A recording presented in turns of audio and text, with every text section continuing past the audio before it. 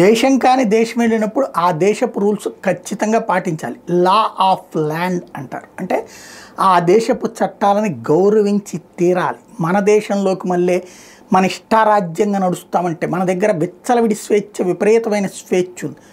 ఇలాగ విదేశాలకు వెళ్ళి బ్రతకాలంటే సాధ్యం కాదు. అది ఫస్ట్ గుర్తుపెట్టుకోవాల్సినటువంటి అంశం. అమెరికా వెళ్దాం, రష్యా వెళ్దాం, జపాన్ వెళ్దాం, జర్మనీ వెళ్దాం అంటే అక్కడికి వెళ్ళినప్పుడు ఆ దేశ చట్టాలకు అనుగుణంగా నడుచుకోవాల్సింది. అక్కడ ట్రాఫిక్ రూల్స్ ఖచ్చితంగా ఫాలో అవ్వాలి. అక్కడ ఉన్నటువంటి నిబంధనల్ని అమల్లో పెట్టాలి.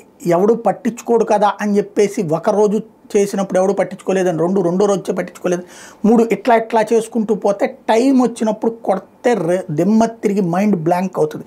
ఇప్పుడు భారతీయులు దాదాపు 8 లక్షల మందిని అలాగే డిపోర్ట్ చేయడానికి రంగం సిద్ధమైంది. అందులో తొలి దశలో 18,000 మంది, అందులో తొలి దశలో 200 మందిని తీసుకుని వచ్చి ప్రత్యేక యుద్ధ విమానంలో, అది కూడా ఎలాంటి విమానం అయ్యా అంటే 100-120 మంది బట్టే దాంట్లో ఏకంగా 200-300 మందిని వేసుకుని తీసుకురావడం. అంటే ఓ రకంగా సంతలో పశువులను వేసుకుని తీసుకొచ్చినట్టు తీసుకొచ్చారు.